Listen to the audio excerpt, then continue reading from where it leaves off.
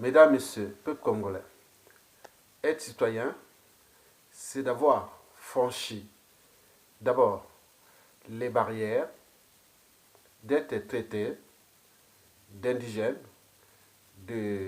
d'esclaves et de sujets. Parce que l'indigène, l'esclave ou le sujet d'une tyrannie n'a que des devoirs, il n'a pas de droits. Donc ceux qui viennent parfois sur mes vidéos ou créer des amalgames et autres, ce sont des sujets ou des indigènes ou des esclaves d'une tyrannie, comme la tyrannie de Sassou et d'Enguesso.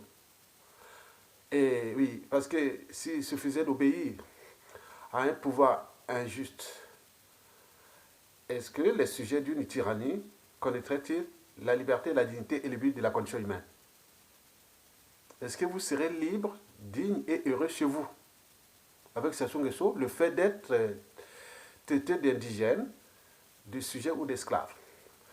L'indigène, l'esclave, le sujet d'une tyrannie n'a que des devoirs. On donne des ordres, il reçoit des ordres. Il n'a pas de droits. À la différence de l'indigène, de l'esclave et du sujet d'une tyrannie, le citoyen, quant à lui, il a des droits et devoirs envers sa liberté, dignité. Et c'est des tiers citoyens aussi. Il a des droits et devoirs envers son peuple, sa communauté, sa société. Et aujourd'hui, on intègre des dimensions universelles comme l'éco-citoyenneté, les valeurs universelles et tout compagnie. Parce que vous avez ces droits et devoirs et vous devez les défendre coûte que coûte. C'est ça le fait d'être citoyen. Par conséquent, si vous venez de temps en temps nourrir le débat à travers mes vidéos, je vous place comme un citoyen. Mais par contre, si vous venez ici vous amuser et autres, je vois que voilà, encore un esclave ou un indigène ou un sujet, ou le sujet de la tyrannie des Sassou Nguesso. Donc, vous avez tout compris. Mesdames, Messieurs, peuple congolais, être citoyen, c'est d'être informé. Et pourquoi? Parce que l'ignorance est la pire des souffrances. Le savoir et la connaissance libèrent les citoyens. Et l'ensemble des citoyens libres font des peuples libres. Mesdames, Messieurs, peuple congolais, être citoyen, c'est d'en faire agir en permanence. Et pourquoi? Parce qu'aucune cause n'est perdue d'avance. Et surtout quand elle est juste, digne, légitime et voire civilisationnelle. Mesdames, Messieurs, peuple congolais. Bon, je vais traiter ici le cas Jean-Marie Michel Mokoko. J'avais annoncé dans ma vidéo du mois de décembre dernier que Mokoko allait être libéré. Oui, l'information était juste. Alors, qu'est-ce qui a capoté? Pourquoi Mokoko n'a-t-il pas été libéré? Et certains, dans leur état d'esprit d'indigènes ou d'esclaves de Sassou et d'Enguesso, parce que l'esclavage ou l'indigénat, c'est déjà dans la tête. Quelqu'un qui est libre ne peut pas poser la question, mais pourquoi tu as dit qu'on allait libérer Mokoko, Mokoko n'a pas été libéré? C'est comme si moi j'avais le droit de voir cette information. Ils disent, bon, donc ils étaient rentrés là, donc vous avez vu toutes les amalgames, toutes les polémiques. À un moment donné, on s'est dit, bon, ben, quand on regarde ce peuple, et bon, c'est pas tous, bon, on voit quand même que et parfois, quand il y a des gens qui réagissent un peu de manière un peu émotionnelle, et surtout de type comportement indigène et autres, on s'est dit, bon ben, certains Congolais ne seront pas récupérables, même jusqu'à la 8e génération après Sassou Nguesso. Mesdames, Messieurs, peuple congolais, pourquoi Jean-Marie Michel Mokoko n'a-t-il pas été libéré? Et quelles sont les raisons pour lesquelles Jean-Marie Michel Mokoko n'a pas été libéré? Bon, il faut déjà expliquer aux internautes, à la Globosphère, qui est Jean-Marie Michel Mokoko. Jean-Marie Michel Mokoko fut le candidat aux élections anticipées, présidentielles anticipées au Congo en 2016. Une élection à un seul tour, où il avait gagné, parce qu'en comptabilisant seulement les voix du Sud qu'il a eu sur cette comptabilité, il a eu 32 à 37%. Ce n'était que les voix du Sud Congo. Or que lui, il est aussi originaire du Nord. Donc ces voix-là n'ont pas été comptabilisées. Et donc, on sait bien que si on additionnait les voix du Nord, puisque l'électorat là-bas est souvent par appartenance, donc comme il est géopolitiquement au Nord, donc pour les mathématiciens, les statisticiens et les politologues et autres, les observateurs disent que Mokoko serait élu autour de 60% dès le premier tour des présidentielles de 2016. Et donc, après cette élection, il s'est passé un hold-up électoral. Excusez-moi. Il s'était passé un hold-up électoral, donc une conspiration Force Afrique, donc on l'a foutu en prison. Et après, il a passé 2 ans de prison, donc 2016 à 2018, injustement en prison. Et puis en 2018, il fut condamné à 20 ans de bagne colonial Force Afrique au Congo-Brazzaville, sous ordre du sous-préfet, sous-téton aiguillé, Denis Sassou Nguesso, le dernier joker de la France-Afrique. Et donc là, il copie en prison. Mais il s'agit bien sûr d'une injustice. Et en 2019, exactement le 3 septembre et au 30 septembre 2019 dernier, les big bossers de la France-Afrique, donc les patrons, les employeurs de Denis Sassou Nguesso, l'éducateur en place, avaient demandé à leurs employés de libérer leurs captifs. Quoi. Bon, ben, depuis là, ils tiennent tête. Et qu'est-ce qui se passe en coulisses? Donc, ce que je vais vous expliquer, ce qui se passe en coulisses. Donc, le monsieur est justement incarcéré, il coupé en prison. La faute, c'est la seule faute que d'avoir gagné les élections présidentielles et que monsieur Mokoko n'était pas ce que la France voulait qu'il soit là. Et donc, ils ont tenu tête, ils l'ont emprisonné face à un peuple déjà laissé sans éducation, euh, un peuple qui est laissé sans sécurité, sans justice, un peuple affamé, un peuple traqué, traumatisé et autres, donc n'a pas pu réagir comme on l'a vu par exemple au Bolivie. Il y a eu hold-up électoral, mais il y a eu contestation jusqu'à ce que bon, les élections vont reprendre là d'ici peu. Bon, on l'a vu partout, partout, mais là-bas, le peuple a été vraiment mis dans ces conditions où il y a des problèmes de tribus et des géopolitiques là-bas. Donc, tout un combustible, c'est du combustible pour que les hold-up passent, quoi. Bon, donc, vous avez tout compris. Donc, il est là depuis en prison. Imaginez en France, vous allez vous présenter, vous êtes battu ou gagné, on vous fait en prison. Ce qui se passe en Afrique francophone, une zone sans espoir, ni lendemain à construire, encore moins de futur à édifier. 2 tiers des indicateurs sont d'Afrique francophone. C'est là où a eu tous les hold-up électoraux, les changements de constitution et autres. Qu'est-ce qui se passe entre la France et ses ex-colonies? Et qui, cette situation devient problématique pour les intérêts diplomatiques, économiques, commerciaux et géostratégiques de la France à venir dans son ex-précaré, l'Afrique francophone qui est en déclassement chronique comparé à l'Afrique anglophone. Mesdames et messieurs, voilà pour la petite histoire déjà de Jean-Marie Michel Mokoko en rapport avec l'éducateur et la France Afrique. Mesdames et messieurs, peuple congolais. Bon, pourquoi Jean-Marie Michel Mokoko n'a-t-il pas été libéré? Quelles sont les raisons pour lesquelles Jean-Marie Michel Mokoko n'a-t-il pas été libéré? Bon, il y en a 3 raisons. Je ne vais pas aller en détail sur ce qui se passe en coulisses, je vous donne seulement ce qui est visible. Droit de réserve, parce qu'il y a des gens qui travaillent derrière, il ne faut pas aller trop loin aussi. Il y a trop d'enjeux, les enjeux pour Sassou Nguesso et pour la Force Afrique, et contre nous, le peuple congolais, donc il faut vraiment donner l'information seulement au peuple congolais. Donc la première raison, c'est que, bon, ben, il me semble qu'il voulait libérer Mokoko sous condition. Donc nous n'a pas accepté ces conditions. Assez pour lui, bon, il croit, il pense, il a raison. Il dit que j'ai gagné. Pourquoi me demander de me libérer sous condition? Et donc, pourquoi ne pas aller demander au peuple est-ce qu'on peut libérer Mokoko sous condition? Libérer Mokoko sous condition signifie de libérer le peuple congolais sous condition. Sous quel droit Denis Sassou Nguesso a-t-il ce droit-là? Et donc, nul n'est au-dessus de la loi, nul n'est au-dessus de la société, nul n'est au-dessus du peuple congolais, ni de l'État congolais. Mais pourquoi Sassou Nguesso se croit être au-dessus d'eux? le peuple congolais a élu Jean-Marie Michel Mokoko. Et il s'est arrivé cette situation-là. Mais lui, il croit qu'il est avec arrogance et le soutien de la France avenir, il croit qu'il est au sommet de la vie, de la création et de l'univers. Les régimes politiques passent, le peuple demain.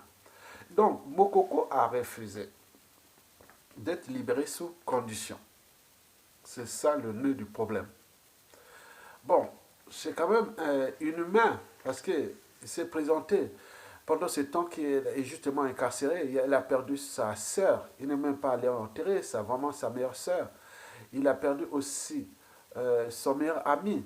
Il n'est même pas allé enterrer. Vous savez, Mokoko, c'est il est le fils unique de cette femme-là morte. Oui, sa mère est morte sans qu'il puisse aller l'enterrer. Vous voyez cette injustice-là. C'est au terme des repères. Les sociétés, les peuples, les États ont parfois des repères. Hein. Je ne sais pas quels repères laisse pour la génération actuelle et à venir. C'est que ça se fait là. A-t-il le monopole de faire ça? Donc, beaucoup de gens ont encaissé ça. C'est pas que Mokoko, bon, c'est un consensuel. Demain, il va gérer peut-être ça de manière politique. S'il sort vivant, mais s'il ne sort pas vivant, qu'il y ait des problèmes, et ça rentre dans les cahiers de charges des contentieux historiques qui sont là-bas en Afrique, c'est souvent à l'échelle tribale déjà. On ne peut pas accepter qu'un membre d'une autre tribu puisse humilier copieusement les autres membres de la tribu. Ça ne tient pas compte des relations ni sociales ni familiales, c'est de la politique. Et donc, il y aura toujours un gars qui dit, ah bah tiens, il a fait ça, mais pourquoi pas moi? Historiquement, ça a toujours, oui, l'histoire a toujours tendance à se répéter. Et donc, le futur, c'est justement le passé et le présent qu'on ignore. Et donc, il faut que le peuple puisse accompagner Jean-Marie Michel Mokoko. Il a tenu tête pour la dignité, déjà sa propre liberté et dignité, et aussi pour le peuple congolais. Donc, vous devez tenir compte de cette situation. Donc, la première raison, elle est là. Mokoko n'a pas accepté que sa conscience soit achetée. Il n'a pas accepté l'indignité. Non, ce n'est pas possible. Donc, si on veut les libérer, libérez-les sans condition. Il n'y a pas de souci. Libérez, pourquoi vous avez peur de les libérer? Ça, c'est la première raison. Donc, Mokoko n'a pas tenu tête, n'a pas accepté les conditions de Sassou Nguesso, et c'est les raisons pour lesquelles, bon, ben, Sassou, bon, ben, vous connaissez ça. Oui, il a honte quelque part. Voilà, il cherchait un arrangement, mais là, il n'y a pas eu d'arrangement. On est d'accord? Très bien. La deuxième raison, c'est que, bon, la France et Denis Sassou Nguesso sont quelque part en situation de vulnérabilité face à Jean-Marie Michel Mokoko et au peuple congolais aussi. Et pourquoi? Parce que Denis Sassou Nguesso, bon ben, il est là, c'est grâce à la France qui l'a ramené au pouvoir, qui le protège, qui le renseigne, qui l'entête, qui fait tout. Bon, c'est lui. Si on enlève la France, ça se tombe le même jour. Et donc, c'est la France qui est là. Et donc, l'employeur demande le 3 et 30 septembre de libérer Mokoko. Mais pourquoi Sassou Nguesso tient tête à se mettre esclavagiste blanc? Mais parce que, bon, ben, ils savent bien que bon, ben, les deux sont en situation de vulnérabilité. Si on libère Mokoko, il peut y avoir des envoyés. Et la France aussi, donc ils ont fait leur double jeu, et qui est désormais visible. Et donc, la France, quelque part là, vient de montrer que, bon, ben, sans Sassou Nguesso, il est fini là-bas. C'est une façon de dire, c'est un aveu. Parce que moi, je ne sais pas, la France est une grande puissance qui ordonne. On voit que la France règle des problèmes diplomatiques, les crises par-ci par-là. Mais là, c'est son précaré, ça concerne ses intérêts vitaux. Déjà, le franc CFA, sa voix et tout ça. Le Congo, c'est un pays qui compte beaucoup pour la France. Et donc, s'il a mis son cœur que pour Sassou Nguesso, qui est un être mortel, il va partir, les régimes politiques passent, les peuples demeurent. Mais je ne sais pas, comme j'ai dit, les relations diplomatiques, économiques, commerciales et géostratégiques de la France au Congo, après Sassou Nguesso, risquent d'être potentiellement et structurellement problématiques, c'est-à-dire tumultueuses ou froides. Ce sont tous ces indicateurs-là qui montrent que, bon, ben, comment la France tape sur la table, qu'il faut libérer Mokoko, et Sassou Nguesso tient tête à la France. Donc, il y a un deal là, il y a un pacte là, qui est fatal, non seulement pour la Sassou Nguesso, mais également pour la, la, la France, parce que les peuples ont eu les derniers mots et les derniers jugements, puisqu'ils sont éternels. Mesdames, Messieurs, peuple congolais, Donc, sur ce plan-là, donc, nous venons de voir que Sassou Nguesso est devenu le dernier joker de la France au Congo. Et c'est les raisons pour lesquelles, quelle que soit la casse, les suicides qu'on entend de son français, on va aller, ça c'est un suicide collectif. Donc, vous avez tout compris. La troisième raison, c'est que bon, ben, venait de Jean-Claude Ngakoso. Vous savez que Jean-Claude Ngakoso a été nourri à Makwa, hein, chez nous. Hein. Il a fait le séminaire là à Makwa. Là. Il mangeait bien à Makwa. Makwa, on mange. Hein. Nous, à l'Équateur, on mange bien. Hein. Il a bien mangé du manioc, de la viande, du poisson, tout. Il y a à Makwa. Il y a à manger. On cultive là-bas les terres, hein, oui, les projets manioc et tout compagnie. Hein. Nous, là-bas, on est travailleurs. Donc, et ce qui est arrivé là-bas, maintenant, là, il a dit, il est maintenant contre les Makwa. Vous imaginez quelqu'un qui a été nourri à Makwa. Et tous ceux qui sont là depuis l'indépendance, jusqu'aux années 2000 à peu près, vous venez former où pour avoir votre bac dans le Nord? C'était chez moi, à Makwa. Et donc, Jean-Claude Ngakoso s'acharne contre les Makwa. Il a dit ceci, le jour de 30 ou le 30, le 3 ou le 30 septembre, au moment que Jean-Yves Le Drian, ministre des Affaires étrangères de la France, et disait qu'il faut libérer Mokoko. Et lui, il est allé voir ses siens, entre la famille, il dit non mais si on libère Mokoko, on perd ce pouvoir, c'est fini. Si on libère Mokoko, c'est fini. Nous, on va perdre le pouvoir. Et donc, paradoxalement, pour les Congolais qui sont dans l'ignorance, on dit ah oui, le pouvoir est dans la cuvette. Regardez, il perd le pouvoir qui? C'est pour les Tiyong, Edu, Oyo, Oboya. C'est pas tout l'Mboshi, pas du côté de Bunji ou autre, non. Et donc, vous avez compris au niveau déjà la région. Si on libère Mokoko, on perd le pouvoir. C'est ce que Jean-Claude Ngakoso avait dit en septembre 2019. Donc ils tiennent. Ce sont ceux qui ont tête Sassou Nguesso pour ne pas qu'ils libèrent Mokoko. Et au niveau géopolitique nord, oui, les nordistes, regardez ceux qui étaient là, qui viennent ouest ou des plateaux. Vous voyez, un gars du nord, il est du nord qui est du nord, mais quand on voit là où Mokoko a travaillé, et tous ses adjoints, tout ce qu'il a fait, il n'y avait pas de problème du nord. Hein.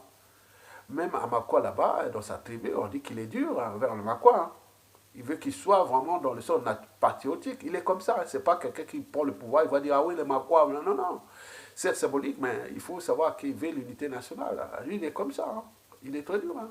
Son meilleur ami là qui est mort là, c'est pourtant c'est un gars du pôle. Il disait oui, lui il est comme ça. Il ne va pas dire que parce que moi je suis du pôle, je suis son meilleur ami, il va favoriser le pôle ou autre. Lui, il n'est pas comme ça. Ça, c'est Jean-Marie Michel Mokoko. C'est des hommes de principe de droit, des devoirs. Et donc, vous avez compris. Au niveau géopolitique, nord-sud, vous voyez déjà que le gros problème du nordiste, de ceci, c'est qu'un c'est un système qui est d'abord au niveau national, que vous connaissez qu'il y a des, il y a les dictateurs, il y a les dignitaires, il y a les faux opposants, faux dissidents, tout ce monde-là, donc ils gravitent autour d'un système qui sont en train de dévorer un pays qui est déjà en faillite. Et donc, sur ce plan, donc, la situation de Mokoko devait éclaircir non seulement notre façon de faire la politique au Congo, mais également un regard sur nous-mêmes, parce qu'on ne peut pas comprendre que, au vu de la situation, que les gens continuent à alimenter les amalgames nord-sud ou point, c'est non-sens. Et pire encore, ces gens-là vivent en Occident ou ailleurs où il n'y a plus ces choses-là. On pense de vivre ensemble, l'intérêt général, le respect des règles, des lois, des règlements, tout ça. On veut, oui. Les gens ont créé de l'air libre, font des rêves et tout compagnie. Mais nous, on est là en train de parler de la sorcellerie, tuer, assassiner, voler, et tribaliser, émotion. Donc, non, non, non, c'est pas ça. Ça va plus tarder, cette histoire-là. On va l'arrêter d'ici peu. Donc, la situation aujourd'hui est en avantage oui, pour les clans Sassou Nguesso et la Fondavie, mais c'est un piège. Pourquoi? Parce que déjà, une dictature ou un dictateur a un coût. Donc Sassou Nguesso aux abois là. Donc le Congo-Brazzaville, le Sassou, est à deux pas d'être en cessation de paiement, c'est-à-dire pays en faillite. C'était Mokoko, c'était à cause de Mokoko, c'était à cause des résidents, c'était à cause des peuples congolais, mais c'est vous, Sassou Nguesso, le système et la France-Afrique.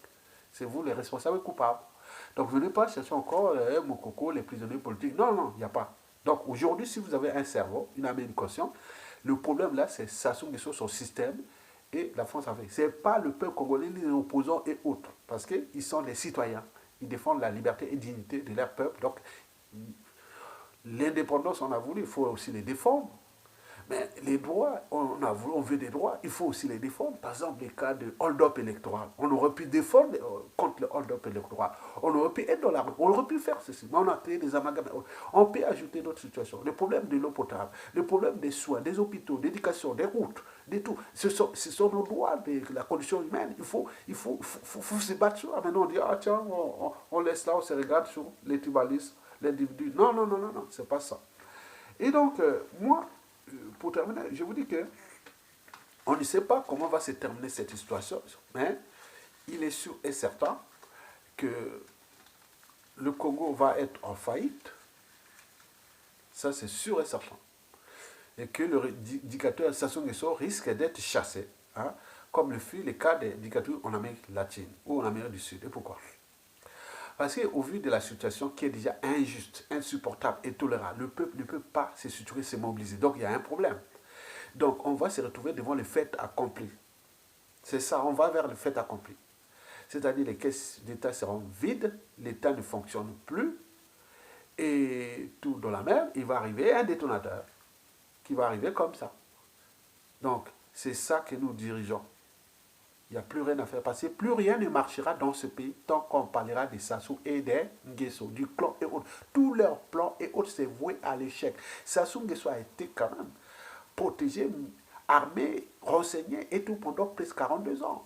Regardez là où il a entraîné le pays dans la merde. Et vous voulez revenir, que non, on va faire avec la culture globale, on va faire au niveau du clan, trouver quelqu'un et faire ça. Vous allez rentrer où? Avec ces rancunes, ces haines, ces contentieux historiques non réglés, les règlements de compte non réglés, la méfiance et la défiance et tout compagnie. Donc il faut une période de communion nationale où toutes ces haines, toutes ces rancunes, ces règlements de compte non traités vont se dissoudre dans le consensus. Et ce consensus ne peut que passer par la période de transition politique. Consensuel, où le président de la République, Jean-Marie Michel Mokoko, il est déjà crédible, il restera qu'à titre symbolique, comme le fut en 91-92. Donc il est là pour ordonner, arbitrer et faire ça. Ben, le grand boulot sera fait par les résistants.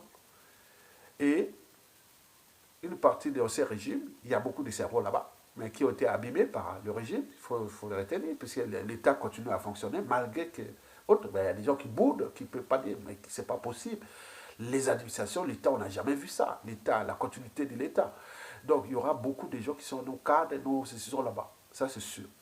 Et donc de ça, on va former un gouvernement de transition, un haut conseil de transition, une assemblée constituante avec le règlement intérieur qui sera mis. Par exemple, toute personne qui son nom sera cité dans les déterminements, crimes de sang, et donc il va passer devant ces commissions, beaucoup de choses comme ça, hein, conférence nationale bis à l'intérieur du gouvernement, c'est-à-dire ce ne sera pas ça, quoi, mais c'est que bon, il y aura des commissions ou des enquêtes sur place. On fait comme l'a fait en Afrique du Sud, commission vérité et réconciliation par réparation pour les cas des crimes de sang, des génocides et autres. Mais pour les détournements de fonds, les biens mal acquis, les paradis fiscaux, tout ça c'est les audits de l'État, les États généraux de la nation et les commissions de restauration, de récupération, de confiscation et de tout compagnie. Donc c'est le gouvernement qui travaille et il y a des équipes qui travaillent dehors pour mettre tout ce travail-là pour restaurer d'abord l'État et son autorité, et d'autres apaiser les uns et les autres pour la commission des réparations des victimes, repenser les institutions nouvelles et tout compagnie. Mais nous allons fonctionner avec la Constitution de 1992. D'abord pour ça, pour une période par exemple de 5 ans ensemble. Il n'y a que ça. Parce qu'aucun pouvoir, aucun parti politique, ni quoi que ce soit, officiel ni autre, ne pourra diriger ce pays-là après Sassou Nguesso.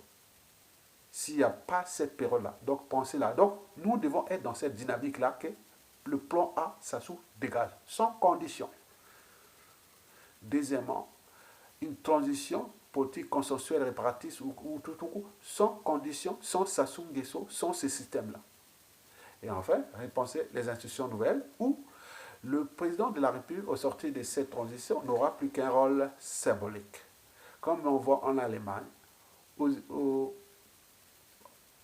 Italie, en Israël, partout, il y a des choses comme ça. Et donc, le président de la République, comme le Premier ministre, ils seront élus au suffrage universel indirect, sur projet. Il y a des conditions bien précises. Et donc, le suffrage universel direct sera au niveau des bases. Ça veut dire que tout le pouvoir au Congo, après Sassou Nguesso, pour être au pouvoir, vous aurez 3 portes d'entrée. La première porte d'entrée, c'est les 30% de votre pouvoir. Ce sera soit quelqu'un qui a un parti. Parti politique, ça sera pareil, comme la société civile, comme les zones tribales. Donc, 30% de pouvoir pour les partis politiques. Si vous voulez être au pouvoir, vous allez par les partis politiques. 30% par la société civile et 40% c'est pour les zones tribales.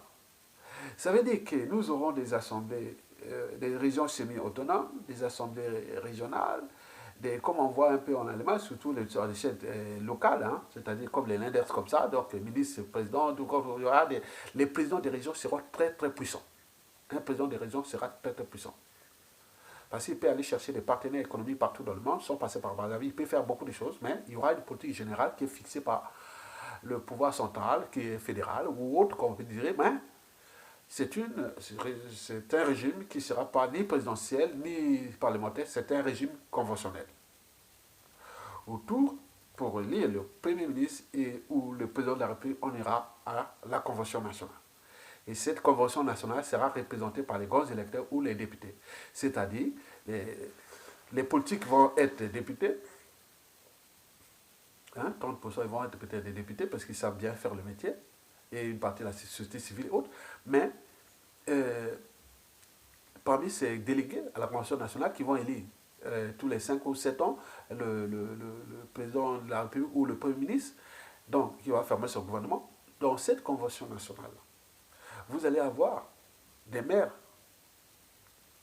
Oui, par exemple, j'ai pris toujours les cas, par exemple, Moyosi, il y aura les politiques qui vont faire la politique à Moyosi, donc il y aura des députés hein, de Moyosi, le maire de Moyosi, il y a celui qui représente les bébés, en termes de tribu Bembe, hein, la tribu Bembe, il y a quelqu'un qui va représenter les bébés à la Convention nationale. Donc il a un pouvoir des bébés. Nous avons 55 tribus, il y aura chaque représentant de chaque tribu. Donc dans la ville comme Makwa, hein, vous aurez le représentant de la tribu Makwa, et vous aurez le maire de Makwa, vous avez les députés de Makwa, vous avez la société civile de Makwa. Tout ça, ce sont des délégués qui vont aller à la Convention nationale élire le Premier ministre qui aura un bon projet de celui qui aura des bons projets de société. Nous avons vu les critères, par exemple, 30 à 60 ans maximum pour le Premier ministre et à partir de 60 ans et 80 ans pour le président de la République. Et donc, sur le projet de société, vous allez, voilà j'ai une équipe de gens, voilà, vous allez créer des alliances et on va vous voter comme un conclave, qu'on vote le pape comme ça. Et il y a comme des listes, bon, on va avoir des critères des choix, et donc à partir de là, bon, ben, les gens vont chercher les conventions, la Convention nationale, c'est un délégué, il peut arriver, avec tout ce monde-là, on peut arriver sur 3000 délégués qui vont venir de tout le pays à la Convention nationale. D'où l'intérêt, par exemple, on parlait de Congo, on pourrait construire, même j'aimerais que l'administration de la Convention nationale soit mise dans une ville quelque part en province et qu'il y a un gros bâtiment là-bas où à chaque fois on vient, et si le Premier ministre arrive à un souci, bon, ben, il faut on convoque la Convention extraordinaire, mais en réalité, moi j'aimerais un mandat de 7 ans non renouvelable. Donc, il dit 3 ans de travail, on passe à vote de confiance à la 4e année. S'il a bien travaillé, il continue jusqu'au bout. Après, s'il a fini, il va faire autre chose. Et donc, vous avez ça. Donc, ça, au niveau des délégués, ce sera tout ce monde-là. Donc, on peut multiplier par 55 tribus le nombre de gens qui vont représenter les tribus. Deuxièmement, il y a ceux qui vont représenter les collectivités locales, c'est-à-dire leurs départements ou régions. Et plus les maires, plus tout ça, donc ce sont des délégués. Donc vous n'aurez plus d'influence, ça veut dire moi, nord, sud, non, non, non, non, non. On dilue complètement les tensions électorales et autres. Vous allez faire les tensions électorales chez vous. À Makwala, vous allez vous chamailler à Makwala ou à Mouyouzi ou à Komondo, ou à Divenier ou à Mosenjo, hein. Même à Makabana, vous allez vous bouffer à Makabana avec Pierre Mabiala, où voilà, vous allez vous battre entre vous là. Mais ce n'est pas le truc national. Maintenant, vous venez maintenant au niveau national, et ça c'est la convention déléguée, chacun de votre secret, vous avez reçu les projets de société de chaque président qui veut être élu, ou du premier ministre qui va être élu, chacun est élu, votre secret, il n'y a pas de problème. Il est élu, il n'y a plus de tension, il n'y a plus à s'exciter, hold-up électoral et tout compagnie, il n'y a plus. Il n'y en a plus. Donc ce projet-là est porté par la table ronde qui se déroule aujourd'hui, sous le jour de l'ancien conseiller du Premier ministre André Melengo, paix à son âme, pendant la période de transition politique de 1991-92. Il s'appelle Alexis Miayuko, qui est ici en France, à Paris, en France, et qui mène cette étude-là ensemble sur la convention, République conventionnelle, que nous allons faire ça. Donc ça se résume comme. Donc le Premier ministre et le Président de la République seront élus au suffrage universel direct à travers la Convention nationale, c'est-à-dire les grands électeurs, ou les hontes venant de toutes les tribus, ils vont élire sur le projet des sociétés et ils vont travailler. Et donc il faut d'amener toute cette organisation parce que les projets, moi je vous donne seulement des grandes lignes, hein, parce qu'ils ont vraiment, il y a des constitutionnalistes, des juristes et autres qui vont faire ça. Donc c'est quelque chose qui sera nouveau. Et que nous aurons dilué cette histoire-là des élections qui excitent les Africains, qui excitent. Non, non, non, non. Vous allez vous exciter autour de votre tribu. Ça, c'est votre. Vous n'avez plus cherché, ah oui, c'est la faute des membres de notre tribu. Non, vous êtes entre vous.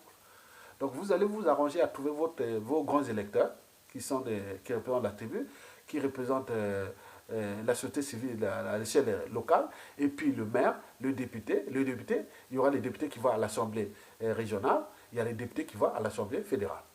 Donc, vous avez tout compris. Donc, dans ce cadre-là, nous pourrons avancer là. Merci Alexis Miakou pour ce projet. Et à bientôt et m'envoie à tout le monde. Mais nous voulons aller dans ce sens. Bon, pour nous, ça c'est du passé. C'est du passé. Donc, venez plus perdre de temps à insulter les gens et autres. Venez nourrir les débats. Donc, la dictature, ça ne joue pas, hein. Ça tue. Ça tue. Et surtout la note qui est atypique, c'est que non seulement il tue, il brise des vies, mais il est en train de fracasser un pays. Et vous êtes là en train de laisser un être mortel qui va partir, ils font leur plan agenda, autres qui pensent qu'ils vont organiser des élections après, avec quel fichier, avec quel environnement qui va le permettre et qui va faire quoi, qu'on va le faire. Non, non, c'est leur monde, ils croient qu'ils ont confisqué ce pays-là, mais ils vont tomber de leur propre piège parce que aujourd'hui, je vous dis, le Congo est en cessation de paiement. Il va rentrer là. Tous les indicateurs macroéconomiques sont au rouge. Il va rentrer là et c'est inéluctable. Ils peuvent faire tous les rejets, ce n'est que des mensonges qui sont déjà visibles. Et donc, ils vont s'enfoncer. C'est à eux de revenir à la raison et dire non, mais tiens, où est-ce qu'on va? Il y a des ouvertures et qui ont pu arriver dans une transition. Et il n'y aura pas mort d'homme, il n'y aura que chasse à l'homme pour récupérer les magots et autres. Pour celui qui dit, ah oui, tiens, bon, j'ai volé, j'ai pas tué les gens. Bon, je voulais tout mon magot, hein. Je voulais tout et je vous laisse tout. Bon, laissez-moi tranquille. Bon, oui, mesure compensatoire, oui, voilà un édifice. Et mais pour tous les restes, s'il ne faut pas, tant pis, parce qu'ils n'ont pas eu le monopole de faire ça contre le peuple. Le peuple a toujours raison. La justice, quand elle est rendue par le peuple, elle peut être à la fois juste et brutale. Donc, ça veut dire de comprendre que dans tous les cas, c'est toujours le peuple qui gagne. Donc, vous ne voulez pas conspirer contre le peuple, c'est pas possible. Moi, demain, je ne peux pas aller m'affronter contre le peuple. Non, non, c'est pas possible, c'est pas bon. Il a les torts. Et quand ça vient, ben, c'est catastrophique pour ces gens-là d'ici demain. Parce qu'ils ont fait la lecture de la chute de Mobutu, ou surtout les enfants Mobutu. On a vu les derniers mois par les Dos Santos, on voit d'autres. Mais nous, ça sera encore plus dramatique pour eux, pour ces gens-là, s'ils ne prennent pas conscience du danger qui est là. Donc, les dangers les guettent, mais ils continuent à jouer au malin, mais à force de jouer avec le feu, on finit par se faire bouler. Car après le jeu du chat et de la souris, vient toujours celui du gendarme et du voleur. Le voleur, c'est eux. Le gendarme, c'est le peuple. Vous avez tout compris. Et à bientôt.